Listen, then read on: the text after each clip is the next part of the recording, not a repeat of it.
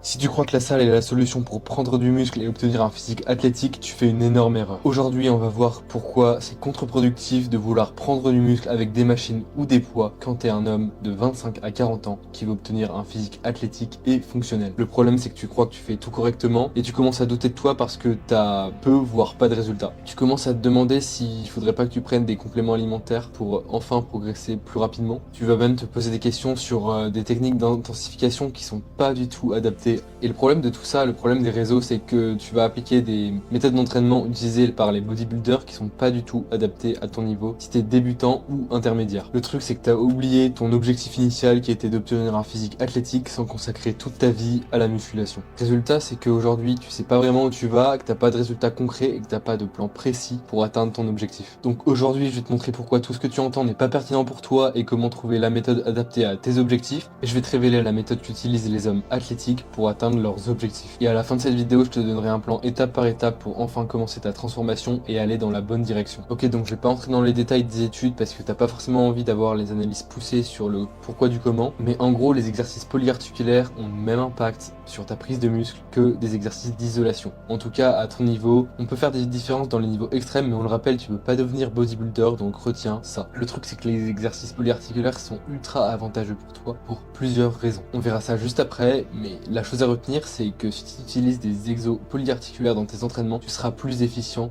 en globalité. Et ça va te permettre d'obtenir un physique athlétique encore plus rapidement, en utilisant moins de temps et en pouvant t'entraîner à peu près où tu veux. Ok, maintenant je vais te demander de mettre un peu tes croyances de côté et de regarder un peu les autres sports. Est-ce que les gymnastes, est-ce que ceux qui font du street workout, est-ce que ceux qui font d'autres sports, pas forcément liés à la musculation en salle de sport, obtiennent des physiques athlétiques, ont des physiques athlétiques? La réponse c'est oui. Et pourtant, ils n'utilisent pas de machines ou encore de poids. Et le problème de la musculation en salle, c'est que ça prend beaucoup plus de temps que l'entraînement en calisthénie, en tout cas si c'est mal organisé, et en plus ça sera pas adapté à ton objectif et à ton mode de vie. Ok, là je t'ai fait un rapide tableau pour te montrer la différence entre quelqu'un qui va appliquer une méthode de calisthénie adaptée à son profil et quelqu'un qui va adopter une méthode de musculation en salle classique comme tu peux voir sur les réseaux. Alors on commence tout de suite avec l'accessibilité. La calisthénie c'est flexible, t'as presque aucune contrainte, tu peux t'entraîner où tu veux et à n'importe quel moment. Alors que en utilisant des machines ou des poids, tu dépends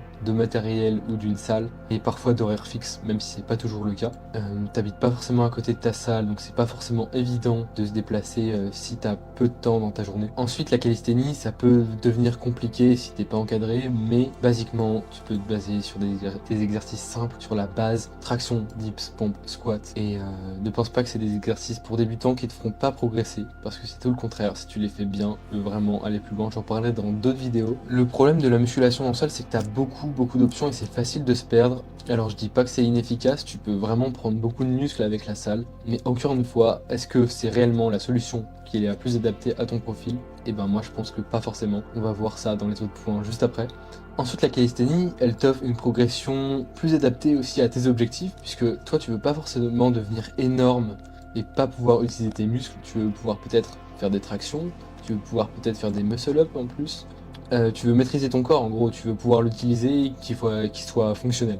Alors si tu fais de la musculation en salle sans développer ta mobilité à côté, tu risques de ne pas pouvoir utiliser ton corps, tout simplement. Et il y a souvent des problèmes qui peuvent arriver si tu gères mal la surcharge, surtout quand tu n'as pas de connaissances. Et ça peut mener à des blessures dans certains cas. Je dis pas qu'on ne peut pas se blesser en calisthénie, c'est totalement possible, mais c'est beaucoup plus dur, puisque la progression n'est pas la même. En salle, il suffit de rajouter du poids sans faire attention sur des mouvements qui sont pas très bien exécutés, pas très naturels, et on peut vite se blesser. L'avantage de la calisthénie aussi, c'est que ça va être axé sur des mouvements assez naturels, contrairement à certains mouvements en salle de musculation, où ça va être des mouvements qui sont justement pas naturels, des mouvements qui vont pas pouvoir être répliqués dans la vie de tous les jours, et donc ça peut mener à certaines blessures si mal exécutées et si t'es pas encadré. Ensuite, j'en parlais juste avant, mais la calisthénie, comme ça peut se pratiquer partout, tu gagnes beaucoup de temps, t'as pas forcément les trajets à faire.